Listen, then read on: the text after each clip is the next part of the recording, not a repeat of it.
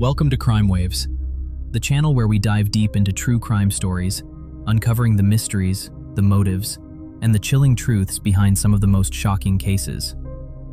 Today, we explore the story of Chris Watts, a case that shocked the world and left a quiet Colorado town forever changed. In the quiet Colorado town of Frederick, mornings usually began the same way: sprinklers whispering across lawns, porch lights fading as the sun crept over the Rockies, and families preparing for another ordinary day. But on August 13th, 2018, one home stayed silent.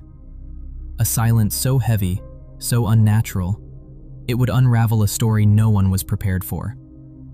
Chris and Shanann Watts were the kind of couple many admired from afar.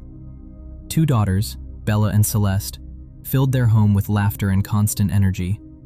And Shanann, pregnant with a baby boy she planned to name Nico, was counting down the weeks until her family grew even bigger.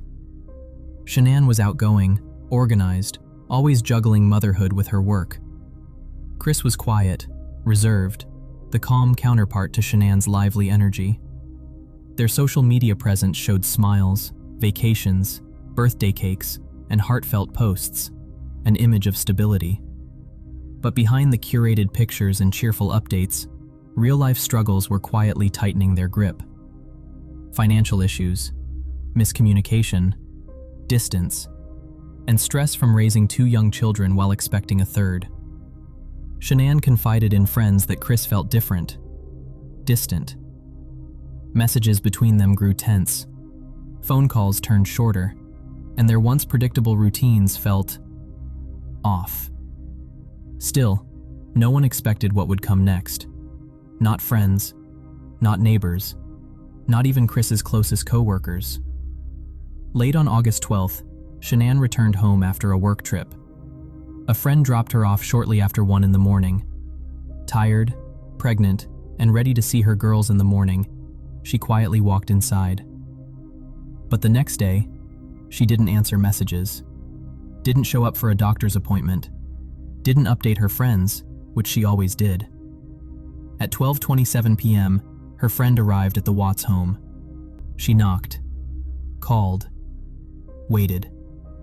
Nothing. And when she saw Shanann's car still in the garage, she knew something was wrong. Police arrived for a welfare check. Moments later, Chris pulled into the driveway, oddly calm, claiming he didn't know where his family was. Inside, officers found an unsettling normalcy. No signs of forced entry, no struggle, no family, just silence. Chris spoke gently, almost rehearsed. He suggested Shanann may have left with the kids, but officers felt something was off. The way he moved, the way he talked, the lack of urgency. Then came the neighbor's security footage. In the early hours of the morning, Chris was seen backing his truck into the garage, something he never mentioned. Detectives took notice. Investigators dove into phone data, texts, GPS logs, and security footage. Shanann's phone, purse, and medication were still in the home. Her car, keys inside, untouched. Nothing suggested she left willingly. Meanwhile, Chris's digital life painted a different picture: messages, secrets, and a growing emotional distance from Shanann. Within 24 hours, the disappearance hit national headlines. Reporters gathered on the street. Cameras rolled. A father pleading for the return of his family became the image shared across the country. On August 15th, investigators asked Chris to take a polygraph test. He agreed confidently, but the results weren't close. He failed every section. Detectives pressed harder. Inconsistencies mounted, and when they brought in his father, a man Chris trusted deeply, something cracked.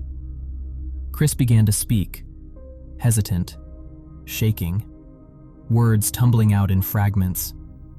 He admitted he killed Shanann. Though his initial story shifted and changed, the core truth was undeniable. Hours later, authorities searched a remote oil field where Chris worked. There, they found what they feared most: the final location of Shanann, Bella, and Celeste. Detectives pieced together a motive. Chris was having an affair.